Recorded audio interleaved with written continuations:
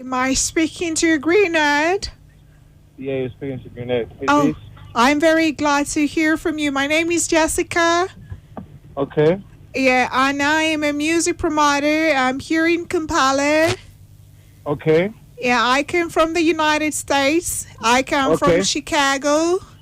Okay. Yeah, and I wanted to talk to you about our festivals that are coming up. Okay, we always have them every year. So we're going to have one in November. Okay, where are you? Oh, okay. Right now I am at Serena Hotel. Okay, I'm going to pass by later, yeah? Oh, okay. So this is it. This is what we do, okay? I'm going to tell you just a little bit of what we do. Okay. Yeah, it's called the Red Bull Music Festival. Okay. We have it in almost every state of the United States of America. Okay. Yeah, so we're going to have one that is going to start on the 17th of November to the 30th of November. Okay. Yeah, but we want to get you one day, and it's going to be on the 29th of November. 29th? 29th of November. Oh, my God. This is bad. Are you going to be free? I have a show in London. Oh, you have a show in London? Yeah. Okay, so can we schedule you for 30th? Is 30th okay for you? Yeah. Okay, so that when you leave London, you can just fly over to Chicago? Yeah, sure. Okay, so I'm going to put you on the 30th of November. Okay. Yeah, but I don't want to give you a lot of details unless I see you today. So can we meet for coffee tonight? Yeah, let's meet tonight because I have some food. Oh, okay, yeah. Let's start around 7, yeah? That's okay. Do you have a manager? Yes, I do have management. Oh, okay. Can you come along with your manager? Yeah, of course. Because we have to sign a contract. Of course, cool.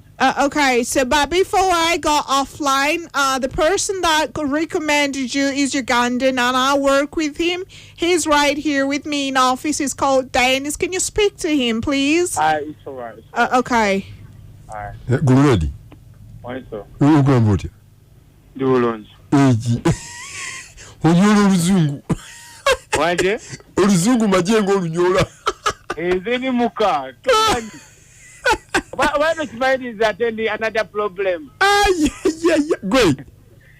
Nina kizungu wano no katongole mutongole nawe. Olimba. Gwe naye muyaye gwe. Gwe story kire. Togamba tukagawadde babiri. Tugenda kulya sente. Gwe linda ko nsoke nfulume wano mu office anti ekizungu njina kyo. Linda ko kansoke nfulume. Tekimanyi Luganda. Aha, gwe kakati. Diru eri wano waliwo amajja nyagala kikutwale mu America obasekule omanyi gwaliko kati ensi yonna eri kugwe. Nakulaba walimu wana kweni BS ngoba sakata. Abayaye nga bakuleeta ko lugezi. Okitegera ne kati diru eri oloza mbagame sente meka onokolera meka. Olaba. Tumeetinge. Twogere. Atubitige sawa ngemu awo biri. Nga tetunaba kukire nga tunaba kukimiitinga. Naye nga just rough lanti nyagala numpamu akafaananyi kuba kigenda kumbuuzabuuza wano. Ate kyambuuzabuuza ddanze nga nkigamba yakolera milioni 2 milioni 3. Kati olaba. Kigambe milioni nga 25. Nkigambe nga 25 awo ndiako mmeka. Obukozo lya milioni nga 3. Ndiakesa oba mpadde butono ndya 5. Share. Oya 5. Milioni 2. 5. Ostegede. Goliye kati 5. Tugende mmas. Fe tugende tulye sente nawe. Kubeera byonna era byakweyagaliza. Ate okimanye nemaze ebbanga kinga sikulaba gwe muyaye gwe. Bannange. Naye ng'omanyi. Gwe mulage tolina kyonneetaaza biki. Kika weebali. Ostegede. Kigaye milioni 2 mu mmeka. Mu 5. Eze mmeka mu dola soko balemu awo. Simanya awo giringa kumpi ziba zagala kuwera nga mutwalo.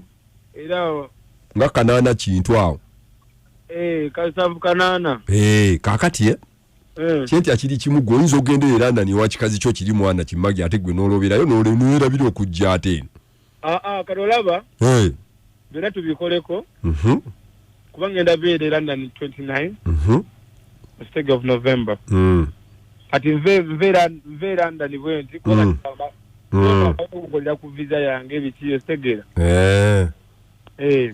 mwana ne omanyi nti ekizungu kimbuuziza ne bino byekyalabye mu mawulire bino bibakubyekubye ono mugamba nti oli star mwana kitegeera nekingamba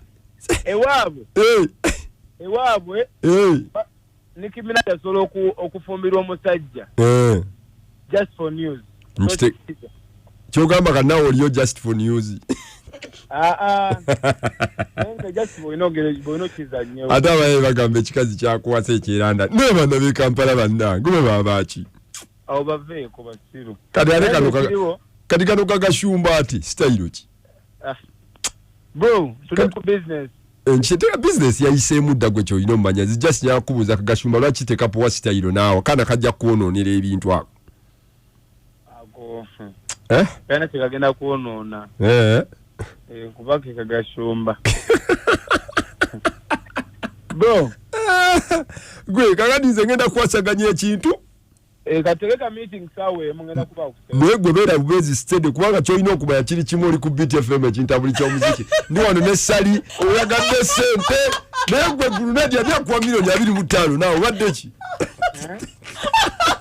naye alaba oli muka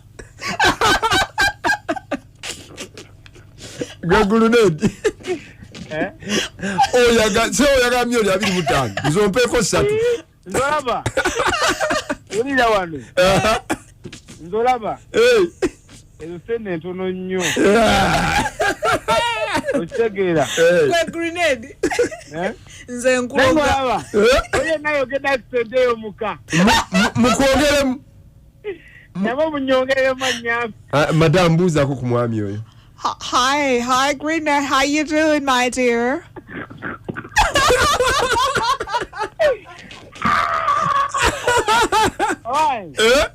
Nenda. Tomanya muri baka.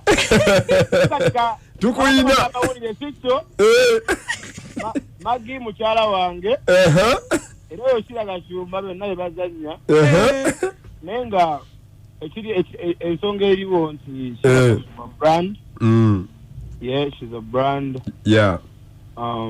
Ate shilaga shumba simina ko buzibu bonna yeah byaliwo ne biggwa byaliwo ne biggwa simina ko buzibu. She's a brand. I respect her brand and her all for Segera. Waguma otya nange naguma ne Kenza agumye go waguma otya muna zendi kito munange Grenade soko buzi nawe nkutadde waje era wetage kitiibwa mu industry eno esewo enda okay blood kale kwe katukuleke era nembaga tugenda giranga maasawo mwinda nembaga ne mkyalawo kiyitirivu okay kale tukwagaliza olunaku weekend ennungi kale America kale America kakusiibule America siibule okay, can we have tea tonight? I don't want.